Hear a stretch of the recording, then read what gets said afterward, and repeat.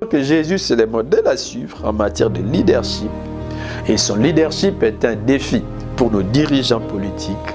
Et son leadership est aussi un défi pour les dirigeants de nos églises. Un défi, il est le modèle de leadership. Nous pouvons donc continuer, n'est-ce pas? Parce que Jésus est le modèle en tout et en tout. Et s'il est le modèle d'amour, nous devons donc aimer comme lui a aimé. S'il est le modèle de service, nous devons servir comme lui a servi. Nous devons exercer notre leadership comme lui en tant que modèle de leadership.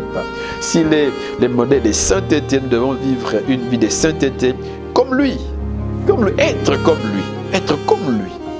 Ou si vous voulez, faire comme Jésus.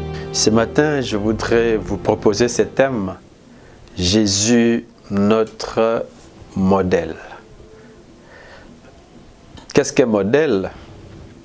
Un modèle est un exemplaire qui doit être suivi et imité par sa perfection.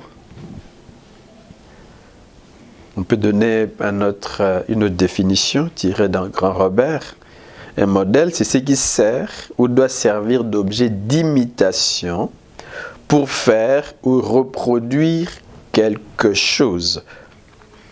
Un modèle, c'est aussi une chose ou une personne qui, grâce à ses caractéristiques, à ses qualités, n'est-ce pas, peut servir de référence pour l'imitation ou pour la reproduction. Une référence, une chose, une personne qui, grâce à ses caractéristiques, n'est-ce pas, grâce à ses qualités, peut servir de référence, peut être imitée, peut être reproduite.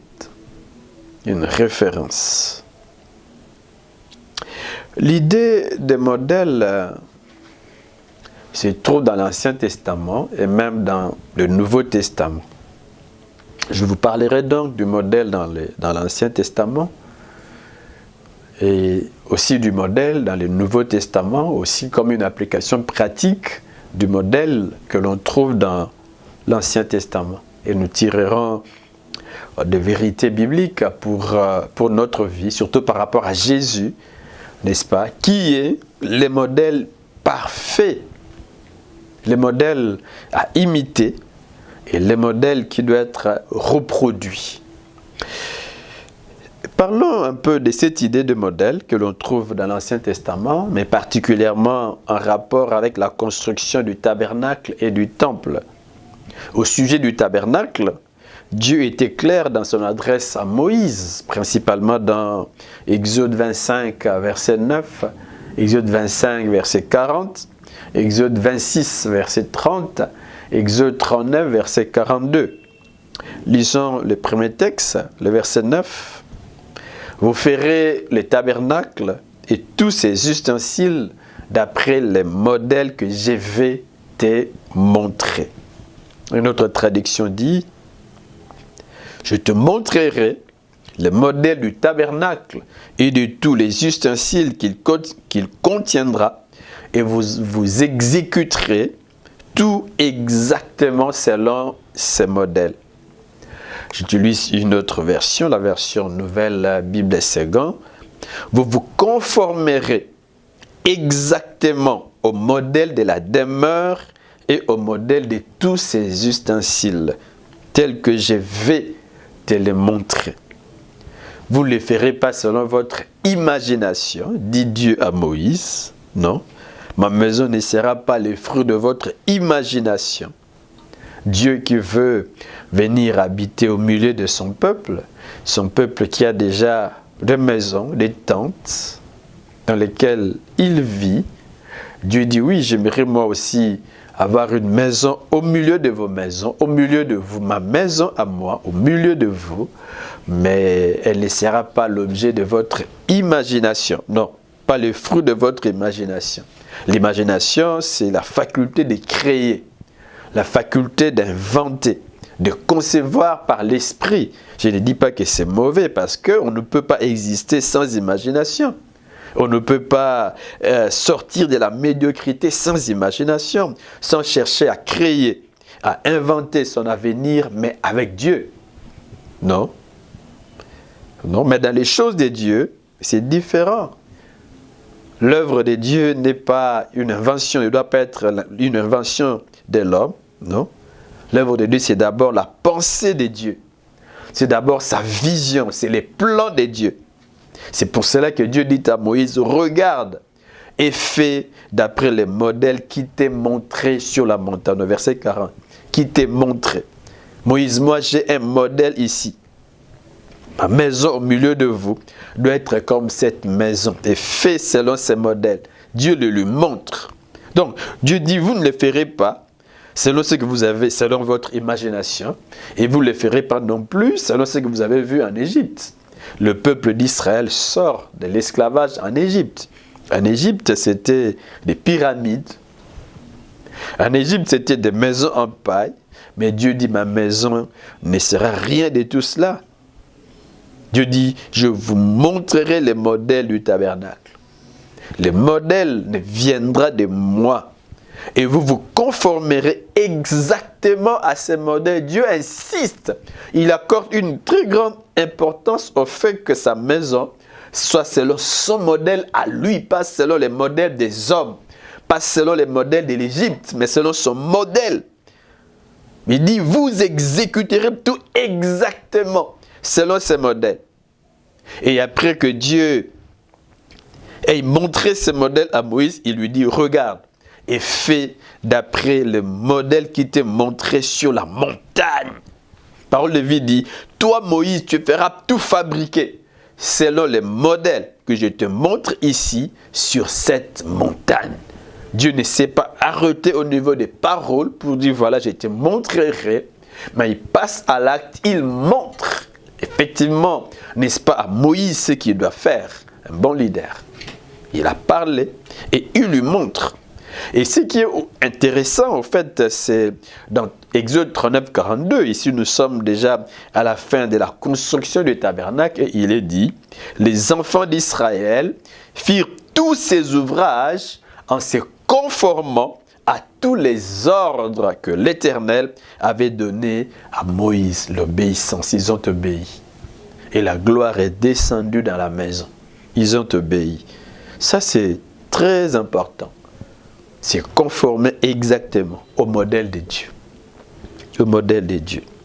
Et en ce qui concerne les temples construits au temps de Salomon, on note dans 1 Chronique 28, 11 à 19, ce qui suit, verset 11. David donna à Salomon, son fils, les modèles du portique et des bâtiments des chambres du trésor, des chambres hautes, des chambres intérieures et de la chambre du propitiatoire.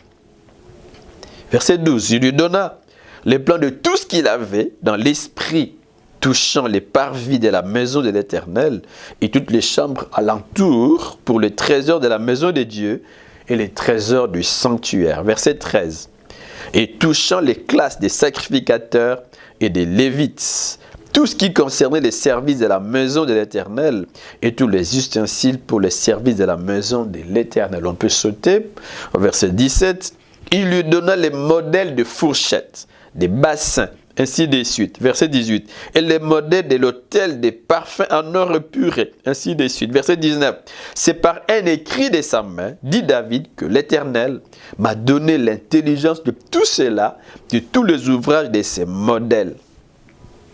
On sait que ce n'était pas à David de bâtir les temples. Dieu lui a dit, non, pas toi. C'est ton fils qui me bâtira un temple. Mais David n'a pas croisé les bras. Il a joué un grand rôle pour que ces temples soient bâtis. Pour que les temples soient bâtis. Il donne à Salomon les plans architecturaux. Il lui donne des prescriptions techniques en ce qui concerne les matériaux, les matériels, en ce qui concerne les équipements de la maison, en ce qui concerne l'aménagement de la maison. Bon, vous voyez que ce n'était pas le fruit, on peut comprendre en lisant ces textes que ce n'était pas le fruit de son imagination. Non. C'était même pas, il n'a pas pris les modèles sur sa propre maison. Non. Non. Il a tout reçu de Dieu. Les modèles est venu de Dieu. Le verset 19 est éloquent. C'est par un écrit de sa main, dit David, un écrit de la main de Dieu, que l'Éternel m'a donné l'intelligence de tout cela. de tous les ouvrages de ces modèles. Ce n'est pas venu de lui. Et ce qui est intéressant, c'est que Dieu nous ouvre l'intelligence. Dieu parle, Dieu se manifeste, Dieu nous oriente.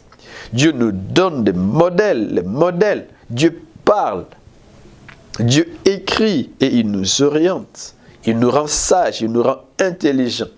Et si nous sommes attachés à son œuvre, lui-même nous oriente. Lui-même nous donne des directives, nous donne la vision, nous donne les plans. Et c'est ce qui s'est fait ici. La maison n'est pas construite selon l'imagination des hommes, mais selon les plans de Dieu. Voilà un peu ce qu'on peut retenir par rapport au modèle dans l'Ancien Testament, en tenant compte du tabernacle et du temple.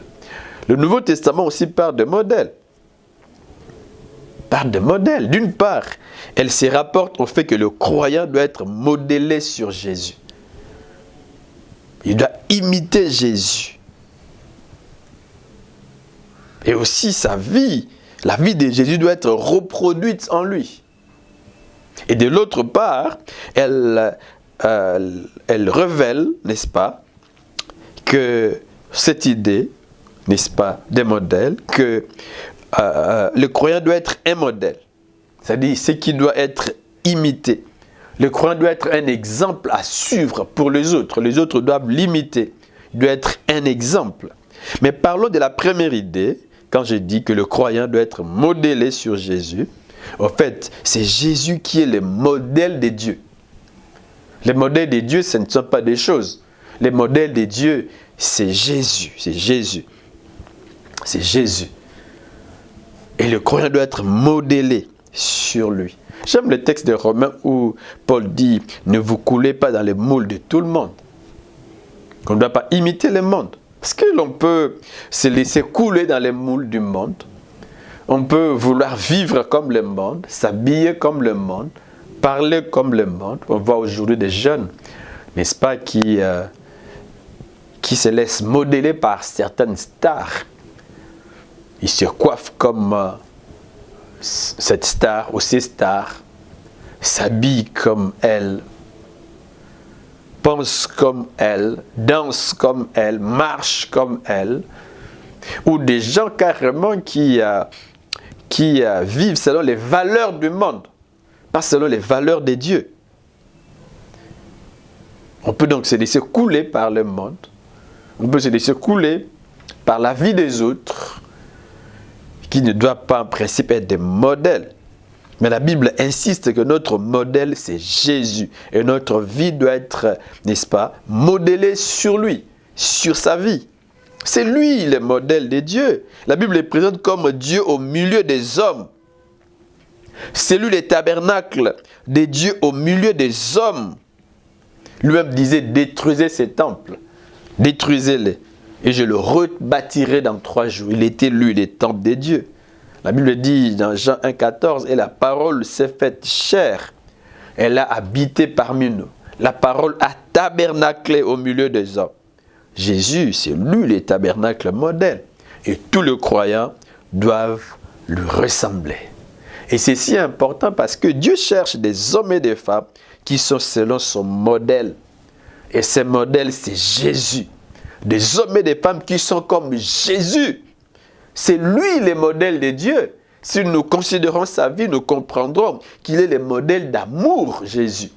Le modèle d'amour. Dans Ephésiens 5, 1 à 2, la Bible dit « Soyez donc les imitateurs de Dieu, puisque vous êtes ses enfants bien-aimés. » Le verset 2 dit « Et vivez dans l'amour, en suivant l'exemple de Christ, qui nous a aimés et qui s'est donné lui-même pour nous, comme une offrande et un sacrifice dont l'odeur est agréable à Dieu. » Jésus s'est donné lui-même pour nous comme une offrande, volontairement.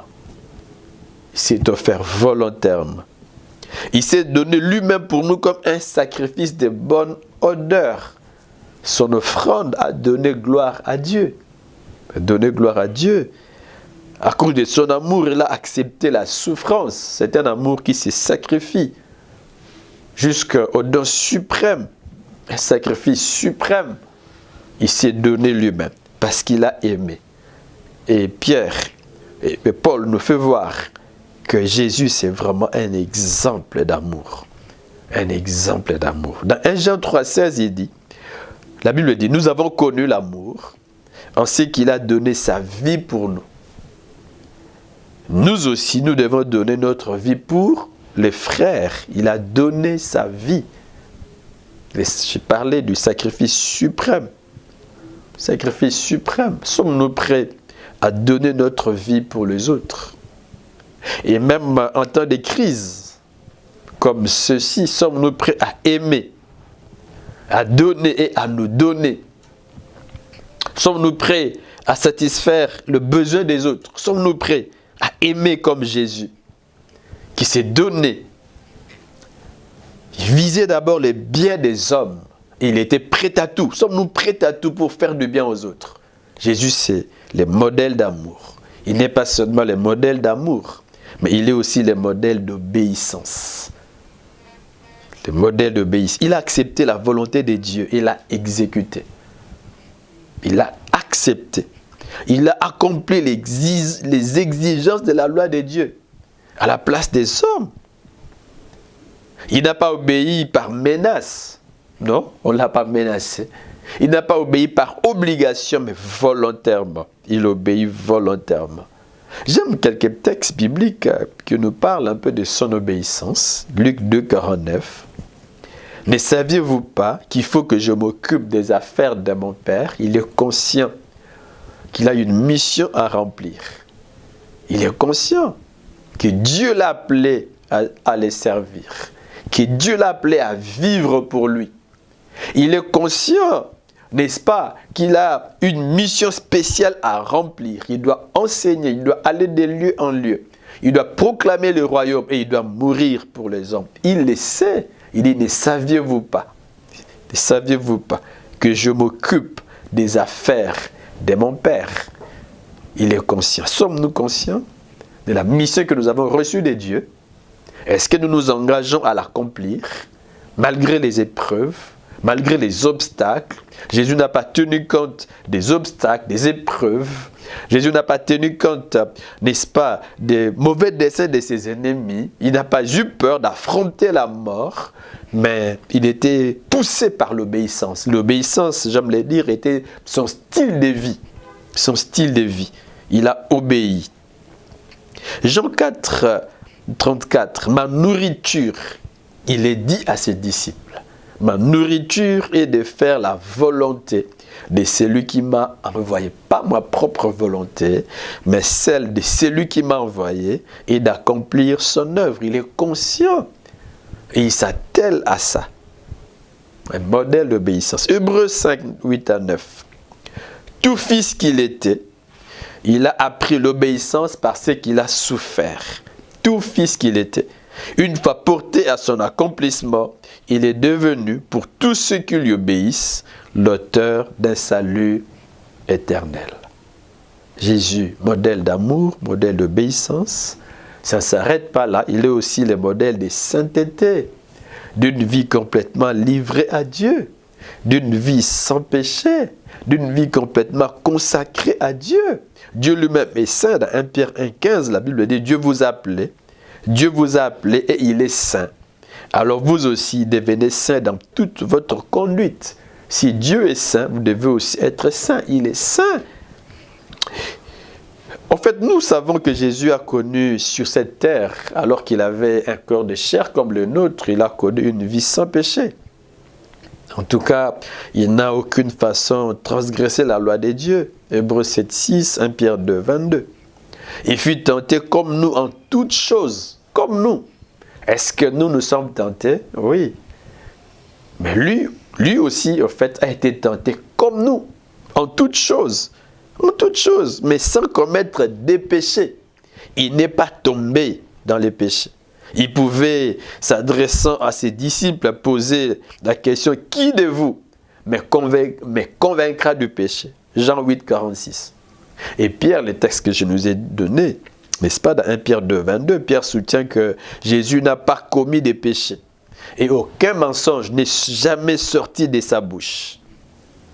Pilate, gouverneur romain, vous connaissez cette histoire. Il reconnaissait l'innocence de Jésus.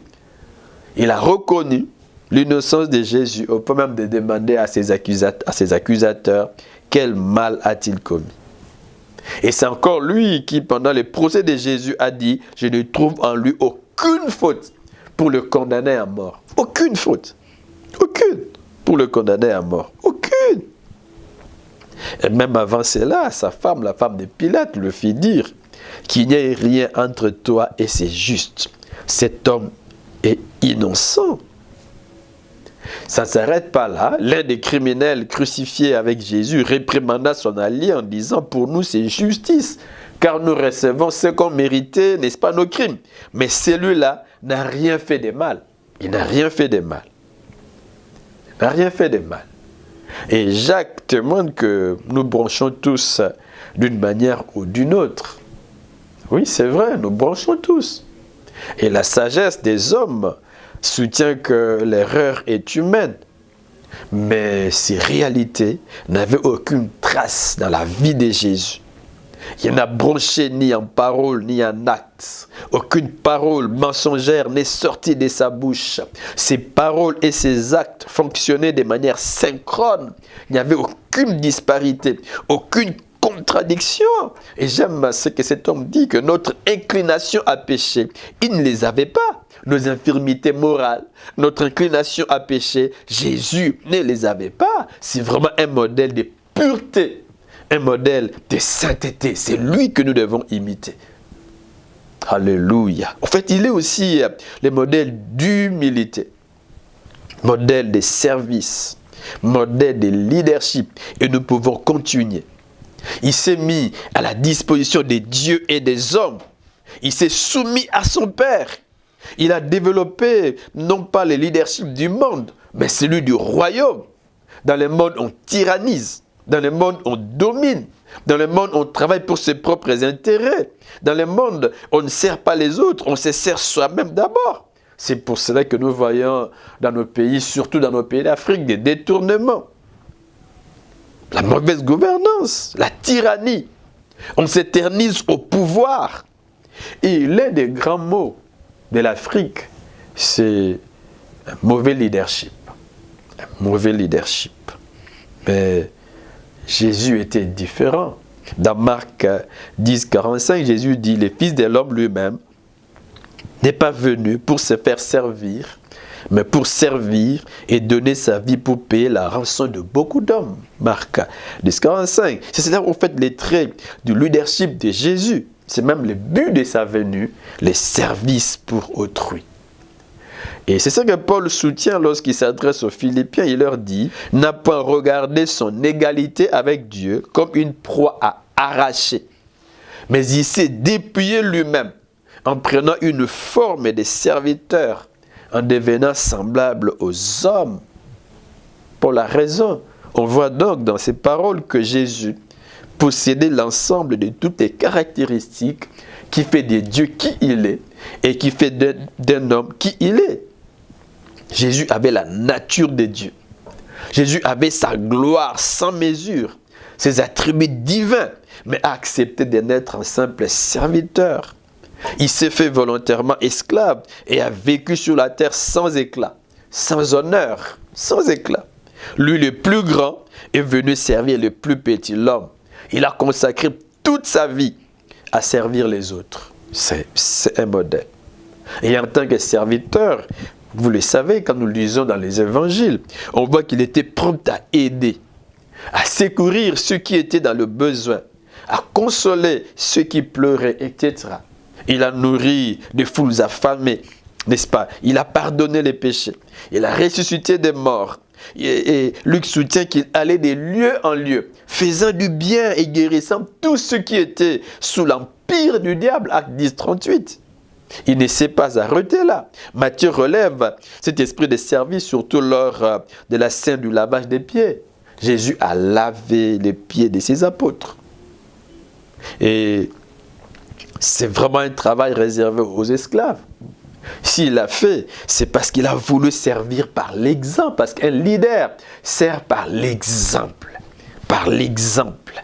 Il dit ici donc, je vous ai lavé les pieds, moi les seigneurs et les maîtres, vous devez aussi vous laver n'est-ce pas, les pieds les uns aux autres, car je vous ai donné un exemple afin que vous fassiez comme je vous ai fait. Exemple de leadership. Mais le plus grand service de Jésus, nous l'avons lu dans les textes précédents, c'est sa vie qu'il a livrée pour le salut des autres. Par amour, il a livré sa vie. Il était venu, n'est-ce pas, pour servir et donner sa vie pour payer la rançon de beaucoup d'hommes. Il l'a dit et il a aussi accompli. On voit donc que Jésus, c'est le modèle à suivre en matière de leadership. Et son leadership est un défi pour nos dirigeants politiques.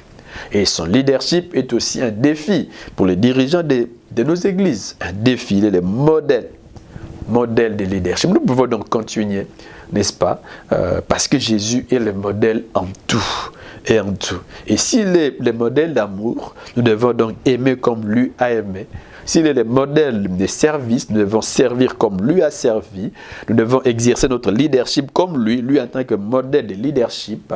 S'il est le modèle de sainteté, nous devons vivre une vie de sainteté comme lui, être comme lui, être comme lui. Ou si vous voulez faire comme Jésus, le croyant doit l'imiter. J'ai dit, il doit aimer comme Jésus. Il doit obéir et servir comme Jésus. Il doit communiquer comme Jésus. Il doit diriger comme Jésus. Il doit faire comme Jésus. Il doit faire comme Jésus. Mais j'aimerais que nous puissions noter qu'avant de faire comme Jésus, il faut être comme Jésus. Avant de faire comme les modèles, il faut être comme ces modèles. Si on n'est pas comme les modèles, on ne peut pas faire comme les modèles. Si la pièce qu'on a usinée, n'est-ce pas, dans l'atelier mécanique, n'est pas comme les modèles, elle ne peut pas fonctionner comme les modèles. Non. Comme les modèles dans la chaîne de production, là où on a besoin de cette pièce, elle ne peut fonctionner normalement si elle n'est pas comme les modèles, avec les caractéristiques techniques dont on a besoin, ou avec lesquelles on a fabriqué, n'est-ce pas, la pièce mécanique. Non. La matière avec laquelle on a fabriqué, si elle est de très mauvaise qualité, la pièce ne peut pas fonctionner comme les modèles. Avant de faire comme les modèles, il faut être comme ces modèles.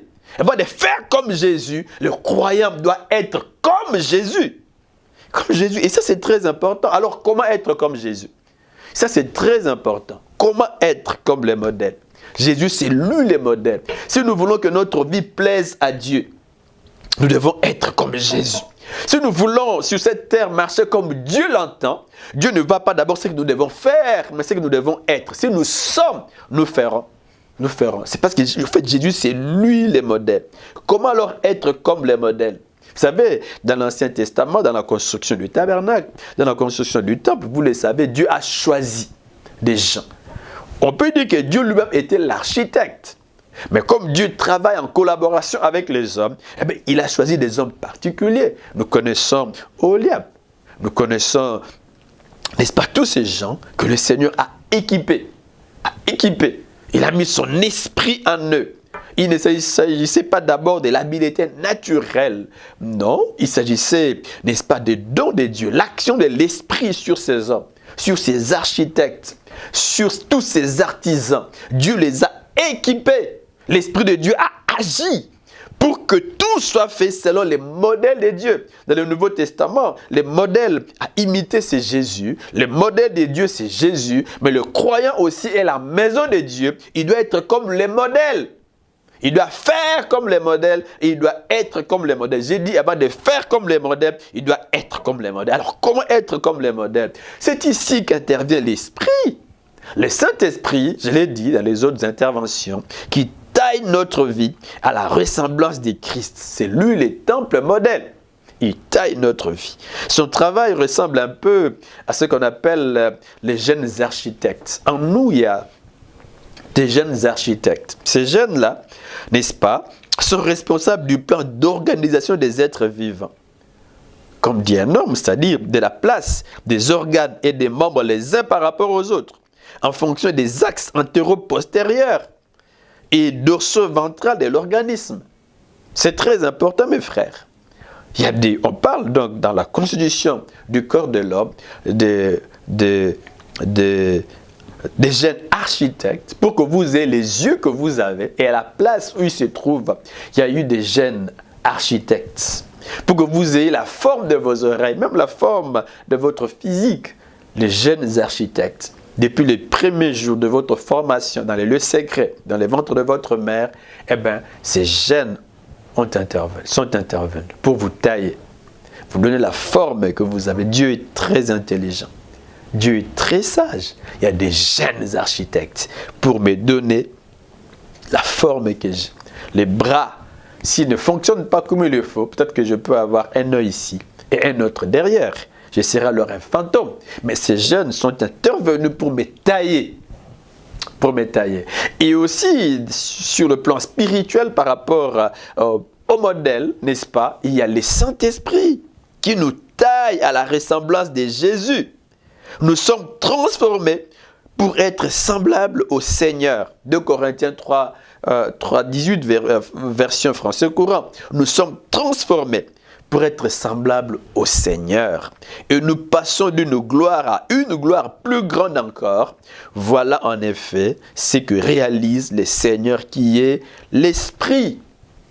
Ce même texte dans la version Parole vivante dit: ainsi nous sommes constamment transformés d'après son modèle. Vous voyez? D'après son modèle. Pas d'après notre modèle, pas d'après les modèles du monde, pour vivre comme le monde, pour faire comme le monde, pas d'après les modèles des hommes, pour vivre comme les hommes, être comme les hommes, mais d'après son modèle, d'après les modèles de Dieu, pour lui ressembler davantage de jour en jour et en refléter une image toujours plus fidèle. Sa gloire devient progressivement nôtre. Il ne saurait en être autrement, car c'est lui qui agit en nous, c'est le Seigneur lui-même, par son esprit. Nous sommes constamment, du jour le jour, Dieu nous transforme. Nous ne sommes pas encore ce que nous devons réellement être, nous ne sommes pas encore parfaits, mais du jour le jour, le Saint-Esprit nous taille. Il taille notre vie, il taille notre caractère, afin qu'il ressemble à Jésus. C'est dans ce sens même que l'on parle de fruit de l'Esprit. C'est le caractère de Christ que l'Esprit reproduit en nous. Pour parler comme Jésus, pour vivre comme Jésus, pour aimer comme Jésus. Bref, pour être comme Jésus. L'Esprit de Dieu taille notre vie. Il nous transforme d'après son modèle pour le ressembler davantage. Davantage. Pas pour ressembler au monde, non. Pas pour ressembler à ce que nous avons été avant la rencontre avec Jésus, non. Mais pour ressembler davantage à Jésus et refléter une image toujours plus fidèle de sa personne. Sa gloire devient progressivement nôtre. C'est de jour en jour que Dieu nous taille. Et c'est intéressant que de jour le jour, que nos vies changent. Que ce que nous avons été hier, n'est-ce pas, disparaisse complètement. Que nous soyons différents, n'est-ce pas? Comme la Bible dit, autrefois vous étiez ténèbres, maintenant vous êtes lumière. On doit voir tout cela clairement en nous, que nous sommes plus ténèbres, que nous sommes lumière et que du jour le jour, n'est-ce pas, nous atteignons la stature parfaite de Jésus, que du jour le jour, n'est-ce pas, nous faisons preuve de maturité. Il nous transforme progressivement pour nous aider à ressembler à Jésus. Car dès qu'un homme devient croyant, le Saint-Esprit commence cette œuvre en lui. Oui, mes frères, déjà en vous, l'Esprit, depuis que vous avez donné votre cœur à Jésus, a commencé cette œuvre. Il les fait donc progressivement.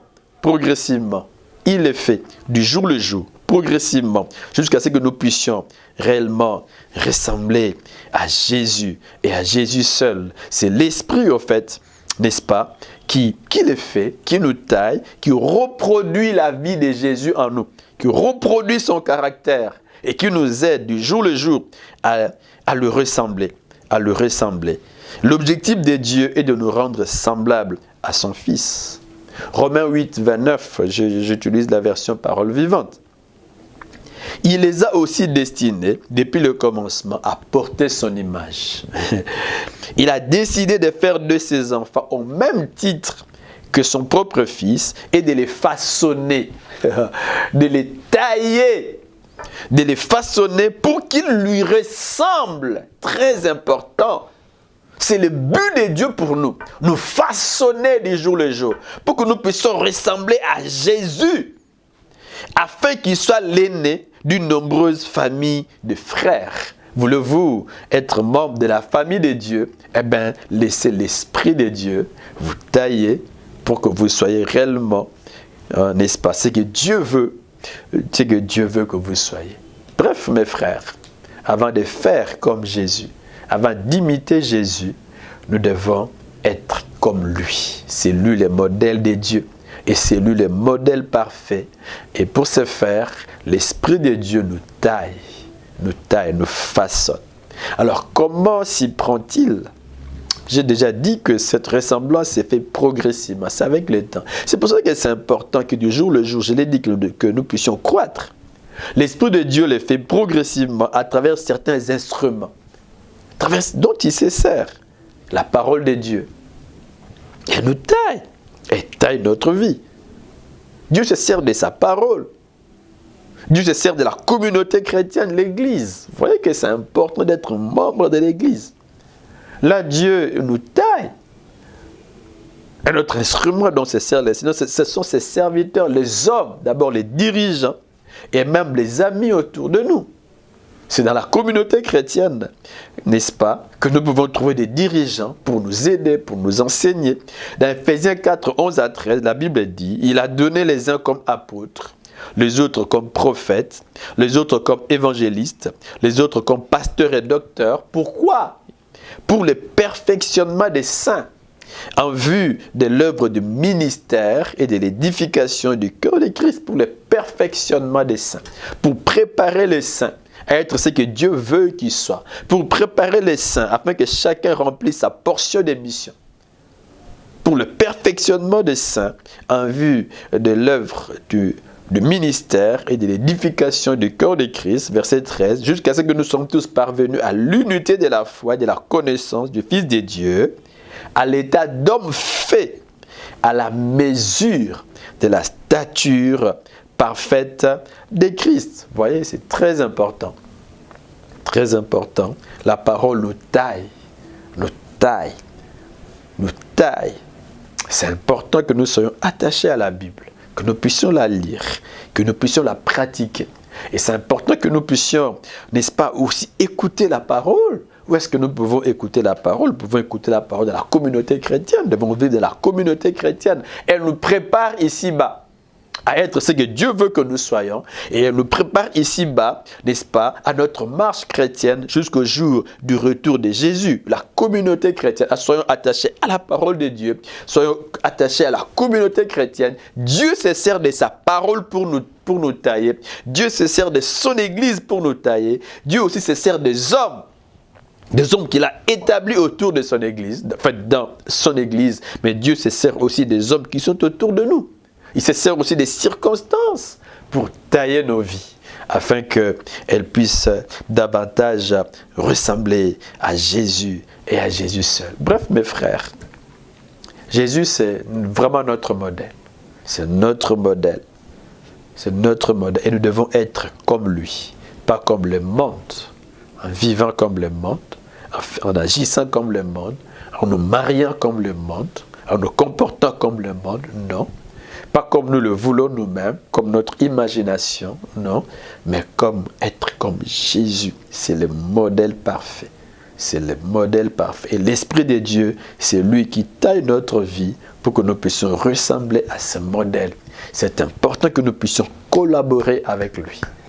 Collaborer avec lui, les laisser nous façonner lorsque nous sommes attachés à sa parole, les laisser nous façonner lorsque nous sommes attachés à l'église locale, les laisser nous façonner lorsque nous suivons les directives, lorsque nous sommes attachés à nos dirigeants chrétiens, nous laisser nous façonner à travers les circonstances, à travers les hommes autour de nous, et notre vie va ressembler à Jésus et à Jésus seul. Nous pourrons donc être comme le modèle pour faire comme lui. C'est lorsque nous sommes comme lui, que nous pouvons faire comme lui, que nous pouvons maintenant, comme nous le verrons les dimanches prochains, n'est-ce pas, laisser les autres nous imiter. N'est-ce pas? Je suis comme le modèle, j'ai fait comme le modèle et je deviens aussi le modèle pour les autres. Nous en parlerons les dimanches prochains.